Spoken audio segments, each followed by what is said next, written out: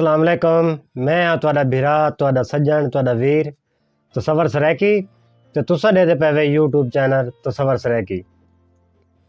दोस्तों अज जेह्ड़ी असां शहर दे बारे गाल करेंदे पे हैं वो पुराने गुजरे वक्तां दी एक रियासत है, एक ऐसी रियासत जेह्ड़ी अपनी खुद मुख्तियार रियासत है। कैद आज़म मोहम्मद अली जनाह ते नवाब बहावल खान की दोस्ती ने एक जिला बनाने ते मजबूर कर दिता।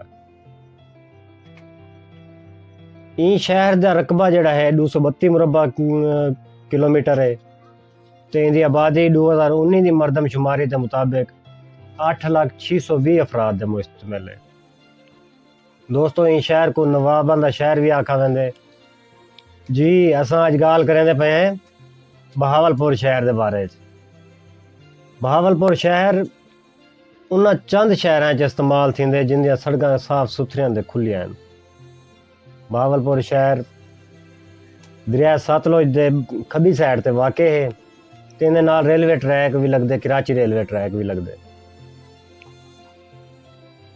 बहावलपुर एक जिला होने दे नाल नाल एक डिवीजन की भी हैसियत रखता है। चलो जे कहीं जमाने दे विच बहुत वड्डा दरिया है जिंदा हुण सिर्फ ना ही रह गए के दरिया है।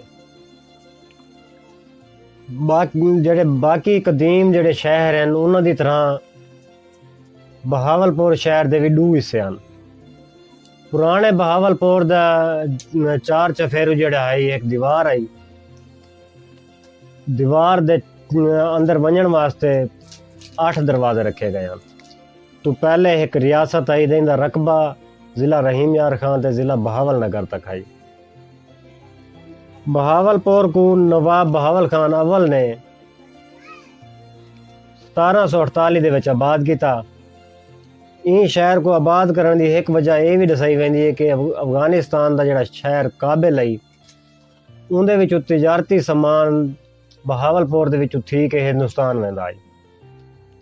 ताजरां दी आमद और रफ्त की वजह तो ये छोटी जी बस्ती एक बहुत वड्डा शहर बन गया, शहर तो एक रियासत बन गई। पाकिस्तान दे बाद पाकिस्तान बनन तो बाद 7 अक्तूबर 1947 दे विच इन्हें पाकिस्तान नाल मशवरा करके सुलह करके एक जिला बनने को तरजीह दी। दे आबाद थी वन नाल अब्बासियां दा जेड़ा अहम मकाम है नौज शरीफ ते किला दरावड़ इंदी अहमियत घट थी गई ते डेदे ये अब्बासियां दा दारुल खिलाफा भी बन गया। जदन पाकिस्तान दे मुगलों की गिरफ्त जी कमज़ोर थी लगी, डेरा इस्माइल खान ते गैन के पिशावर तक जन सिखा ने ते कब्जा कर दिया। वेले ये वहद जड़ी है रियासत आई जिन्हें मुसलमानों को पनाह दी, सिखां दे लुट मार का जो शिकार था उन्होंने पनाह दी। नवाब बहावल खान सोम ने सिखां की बड़ी दिलेरी दे नाल मुकाबला किया ते इन्हां दी ताकत को खत्म कर दिता। खेती दे विच बहावलपुर मजीद शोहरत अख्तियार कर गया। जन अंग्रेज़ों ने अपना तिजारती समान जड़ा है उस समंदरी रास्ते के जरिए घिन के वंजन पै गए। तो हूँ वेले ये तिजारती समान बहावलपुर दे जड़ा दरिया सतलुज है इन्हें तो थी दे वल यानी कि पहुँचता है उतर। बहावलपुर दे विच नूर महल जड़ा महल है वो अपने बादशाहों की याद दिवेंदे। अपनी खूबसूरती के लिहाज नाल इतना खूबसूरत है कि देखण नाल ही अखीं को ठंडक मिलती है, दिल को सुकून मिलता है। 1978 दे विच तैयार किया होया दरिया सतलुज दे रेलवे ट्रैक जड़ा 150 साल गुजरन तो बाद भी अज भी काबिल इस्तेमाल है ते इनकी लंबाई 1.5 किलोमीटर है। 1886 दे विच अजरटम कॉलेज तैयार किया गया जेड़ा अपने नवाबां की तलीम नाल मुहब्बत का सबूत है। 1878 दे विच सब तो पहले ई खिते का सब तो पहला हस्पताल कायम किया गया जिसको विक्टोरिया हस्पताल आखा वेंदे। इस्लामिया यूनिवर्सिटी भी कायम की गई जिसका पहला नाम जड़ा है अब ਜਾਮਿਆ ਬਾਸਿਆ ਆਈ। ਉਹਦੀ ਬੁਨਿਆਦ 1925 ਦੇ ਵਿੱਚ ਰੱਖੀ ਗਈ। ਕਰਾਚੀ ਦੇ ਵਿੱਚ ਮੌਜੂਦ ਗਵਰਨਰ ਹਾਊਸ ਨਵਾਬ ਬਹਾਵਲ ਖਾਨ ਦਾ ਦਿੱਤਾ ਹੋਇਆ ਇੱਕ ਤੋਹਫਾ ਹੈ।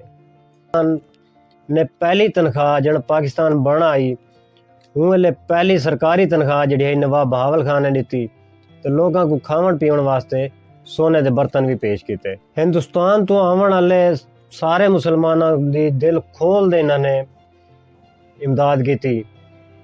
इहदे सादिकगढ़ पैलेस महल जड़ा है वो नवाबां दा पहला महल आई।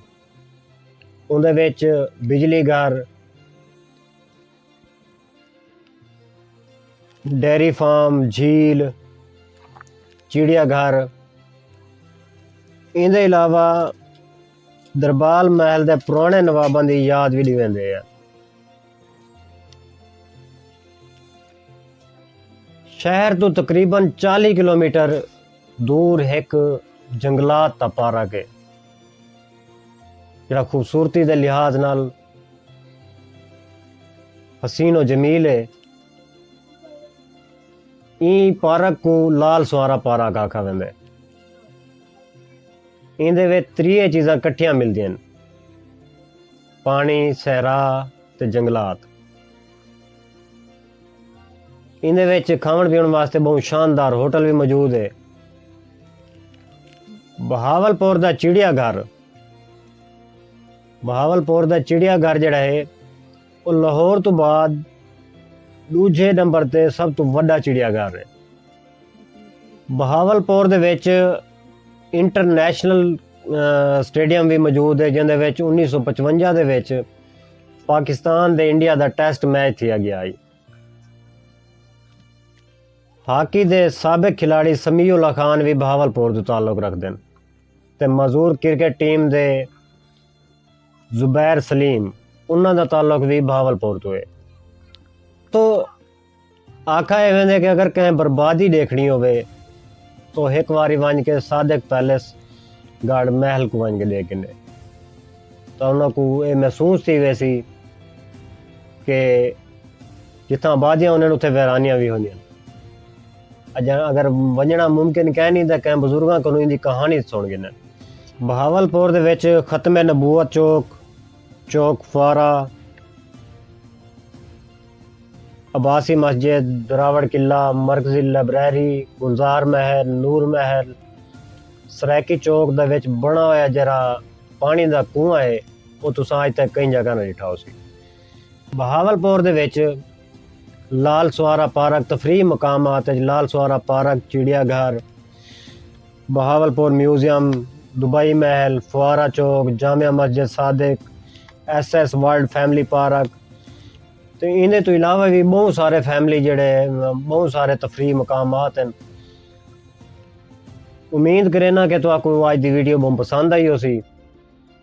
एक लाइक कमेंट ते शेयर लाजमी करे सो ते जेड़े मेरे भिरा मेरे चैनल ते नवे हैं सब्सक्राइब करके बैल दे निशान को लाजमी दबे सो ताकि हर नई आने वाली वीडियो तुहाडे तक पहुँचती रहे। अपने भिरा, अपने सज्जन, अपने बेली, अपने वीर को दो इजाजत। अल्लाह दे हवाले।